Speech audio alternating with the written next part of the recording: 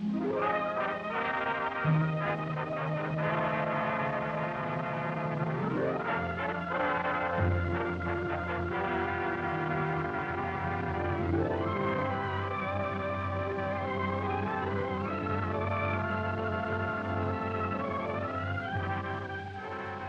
is highly fitting that the transportation system that pioneered mass travel by highway should now be pioneering mass travel in the air.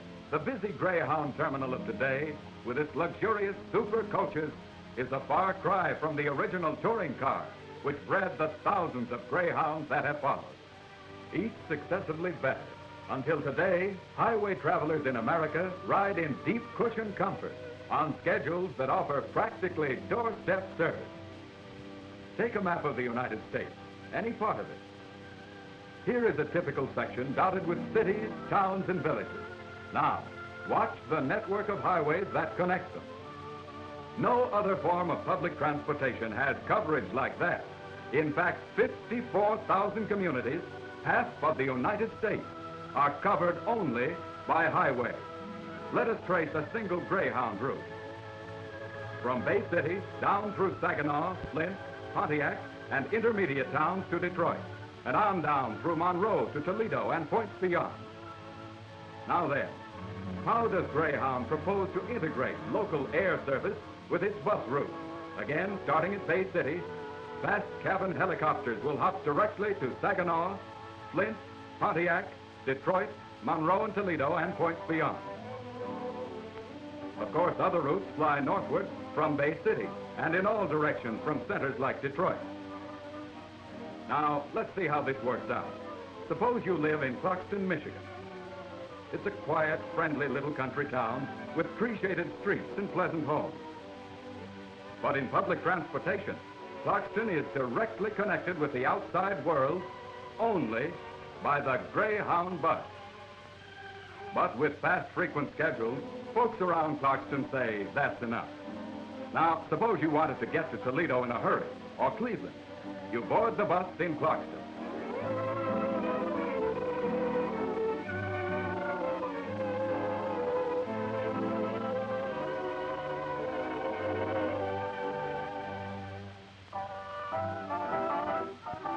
Like this young couple who got on there. He's promised her a new thrill today. She sees something out the window. Oh, look, honey. Yeah, that's part of the surprise. Why, it's coming down. So we can ride it. Oh, can we? Out here in the country? Yeah, sure. Our feeder bus comes in from a side road and up to the main highway at a natural junction point with a southbound bus.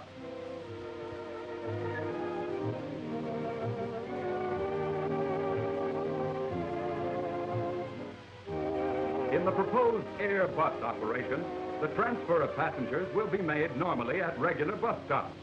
But for the purpose of this experimental test, and further to demonstrate the flexibility of integrated air bus service, this first exchange is to take place as though with connecting buses along an express highway. The Greyhound helicopter sweeps in swiftly and surely and settles lightly to the ground.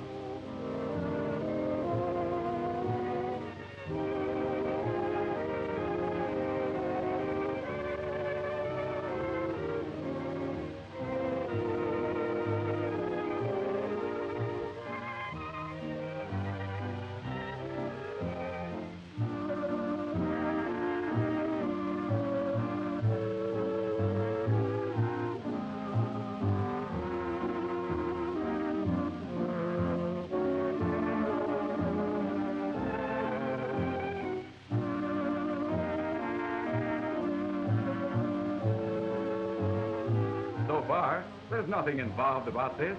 It's novel and interesting, but it's no more complicated than changing buses.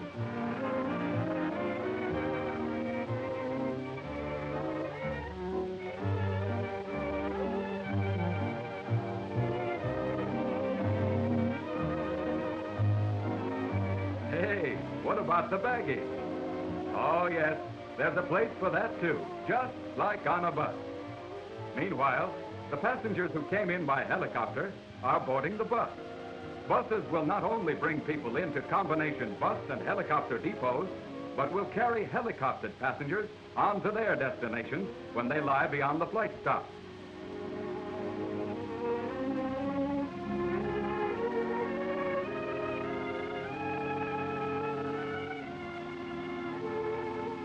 The first takeoff is always exciting. Effortlessly, you are lifted into the air. You are flying. No matter how many times you've been up, there's always the thrill. A thrill now brought closer by the helicopter to millions of people.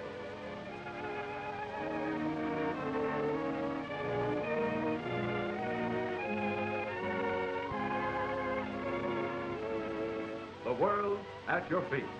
A winding river slips by beneath you, and another little country town, as your helicopter makes a beeline for its next test rendezvous.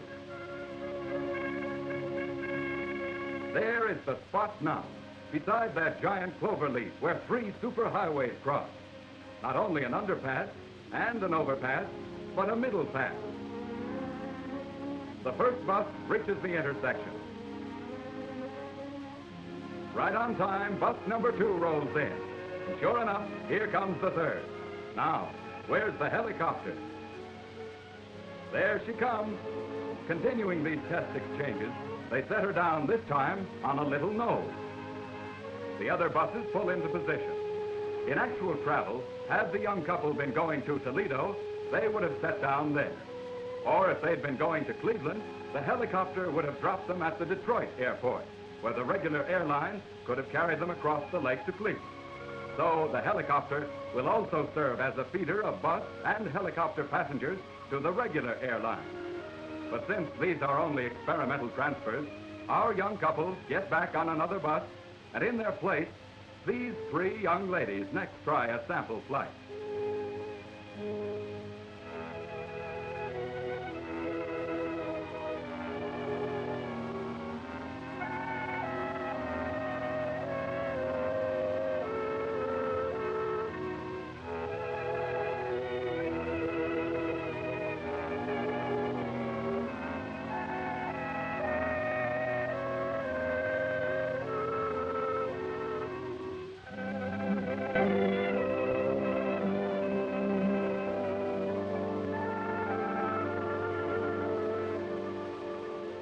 Up again and away, while the 3 highway cruisers resume their various runs. The adaptability of the helicopter can make it another Greyhound bus of the air. It will make air service available to 70 million persons residing in smaller cities and towns not served by existing airlines. Today's trial ship holds only 3 passengers and the pilot, but Greyhound engineers who cooperated with the automobile makers to produce the super coach of the highway are already working with aircraft manufacturers to bring out the next helicopter to hold 12 passengers and the crew. Still another reason why it is logical for Greyhound to develop this local bus of the air. Greyhound has the terminal and maintenance facilities already, and personnel trained and experienced in popular transportation. A network of post houses and bus terminals from coast to coast can readily be adapted for landing helicopters close to the business district, in cities, or in all sorts of places not otherwise accessible by air. For the third and last trial of the day, the Greyhound helicopter drops in and settles on a patch of greensward.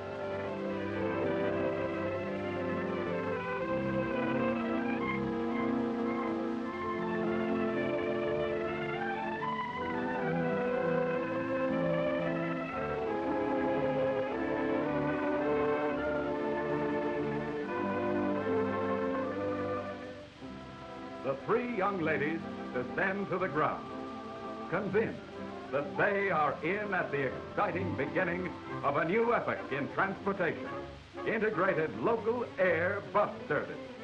They have seen how the Greyhound helicopter can pick up its passengers at a small town bus station or at junction points along the highway and deliver them either right downtown or out to the airport, bringing at last the advantages of air travel to the people of small towns with the flexibility and convenience typical of bus travel.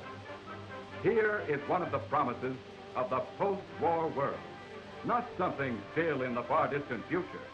This is just beyond the threshold of today.